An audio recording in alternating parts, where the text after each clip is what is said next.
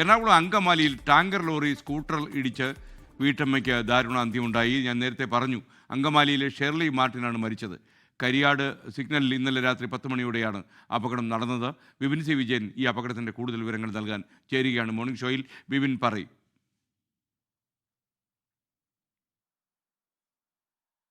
അതെ, SKN മകനോടൊപ്പം യാത്ര ചെയ്യുമ്പോഴായിരുന്നു അമ്മയ്ക്ക് ദാരുണാന്ത്യം. ഇന്നലെ രാത്രി 10 മണിക്ക് ശേഷമാണ് ഈ അപകടം ഉണ്ടാവുന്നത്.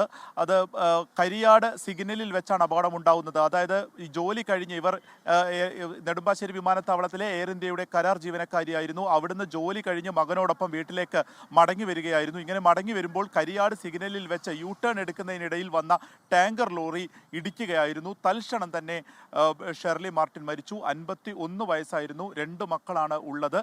ഭർത്താവും നെടുമ്പാശ്ശേരി വിമാനത്താവളത്തിൽ തന്നെ ജീവനക്കാരനാണ്.